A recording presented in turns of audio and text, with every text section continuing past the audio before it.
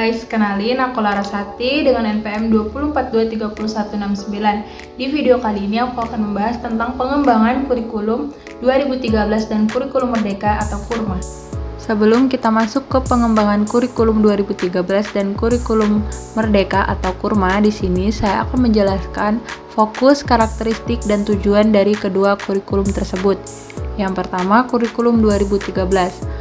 Fokusnya, yang pertama pengembangan kompetensi dasar akademik, yang kedua pendekatan saintifik, mengamati, menanya, mencoba, menalar, dan mengomunikasikan. Yang ketiga, integrasi nilai-nilai karakter dalam pembelajaran. Adapun karakteristiknya, yang pertama pembelajaran tematik, integratif, yang kedua penilaian autentik, yang ketiga penggunaan buku teks sebagai sumber utama. Tujuannya menciptakan peserta didik yang produktif, kreatif, inovatif, dan afektif. Selanjutnya, kurikulum merdeka atau KURMA. Karakteristiknya, pembelajaran berbasis proyek penguatan profil pelajar Pancasila. Yang kedua, pembelajaran terdiferensiasi sesuai dengan tahap capaian belajar siswa. Yang ketiga, otonomi sekolah dalam pengembangan kurikulum. Yang keempat, memberikan keleluasaan kepada satuan pendidikan untuk mengembangkan program yang sesuai dengan kebutuhan dan potensi peserta didik.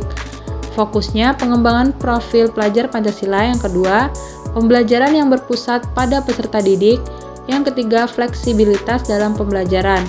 Tujuannya, menciptakan peserta didik yang merdeka belajar dan memiliki kompetensi global.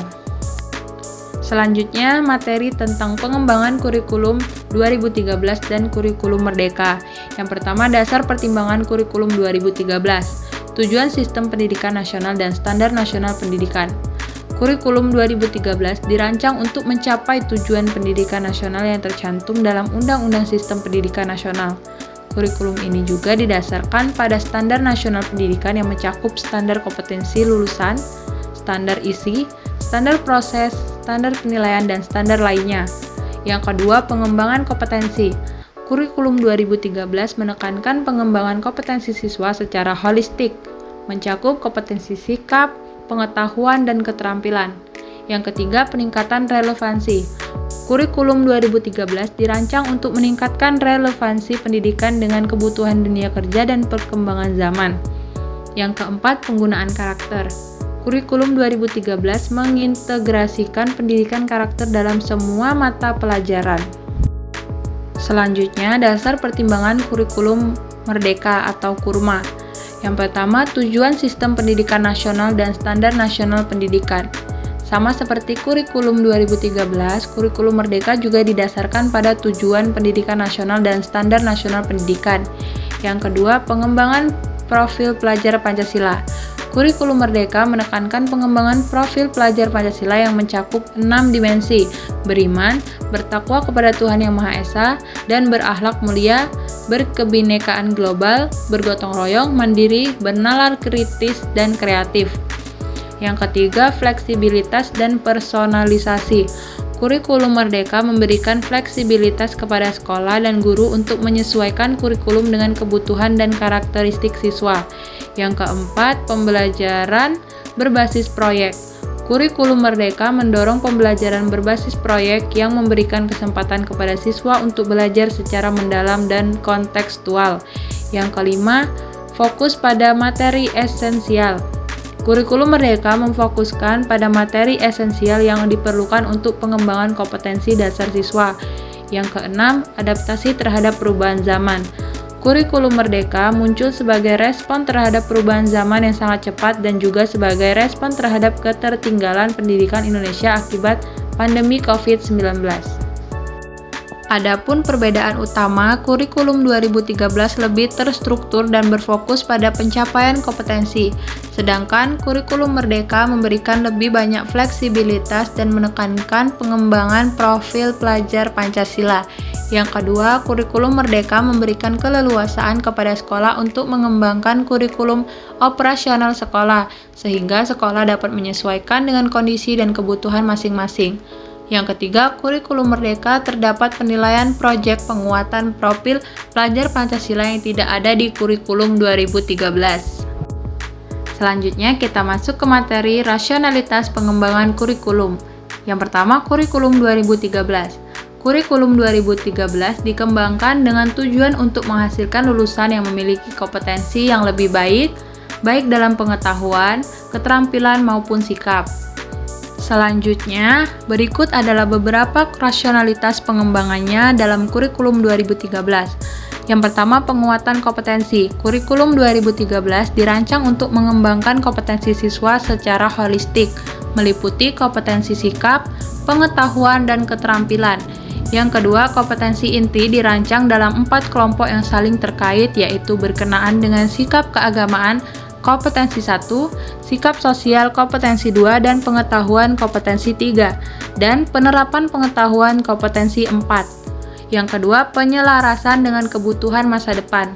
Kurikulum 2013 dirancang untuk membekali siswa dengan keterampilan yang dibutuhkan di abad ke-21, seperti keterampilan berpikir kritis, kreatif, komunikatif, dan kolaboratif.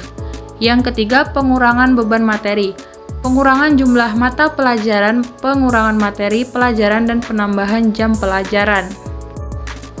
Yang keempat, tantangan internal dan eksternal. Tantangan internal meliputi pemenuhan 8 standar nasional pendidikan. Tantangan eksternal meliputi tuntutan globalisasi dan perkembangan teknologi yang pesat. Yang kelima, penyempurnaan pola pikir. Kurikulum 2013 menekankan pada pembelajaran yang berpusat pada siswa atau student-centered learning dan pendekatan saintifik. Perubahan dari pembelajaran satu arah atau guru sebagai pusat informasi menjadi pembelajaran interaktif. Selanjutnya, rasionalitas pengembangan kurikulum merdeka. Kurikulum merdeka dikembangkan sebagai respon terhadap tantangan pembelajaran di abad ke-21 dan hasil evaluasi terhadap kurikulum 2013. Berikut adalah beberapa rasionalitas pengembangannya.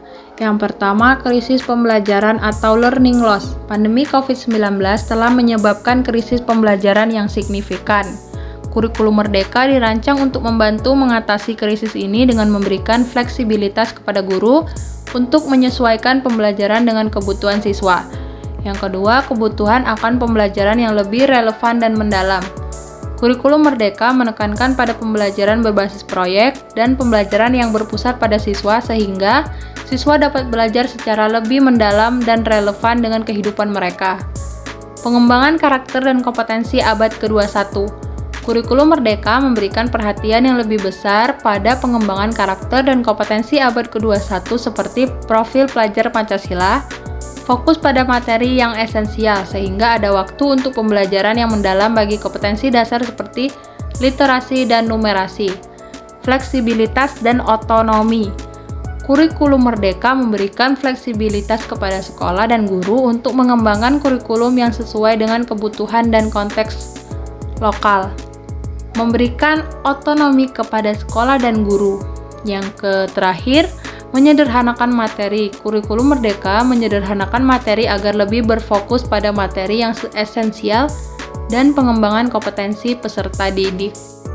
Secara umum, kurikulum merdeka merupakan penyempurnaan dari kurikulum 2013 dengan fokus yang lebih besar pada fleksibilitas, relevansi, dan pengembangan karakter.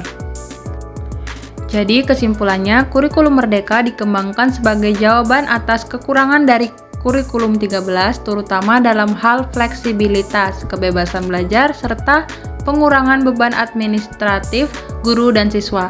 Jika kurikulum 13 menekankan pendekatan saintifik dan penilaian autentik, kurikulum merdeka lebih menekankan kebebasan belajar, eksplorasi minat, dan pembelajaran berbasis proyek.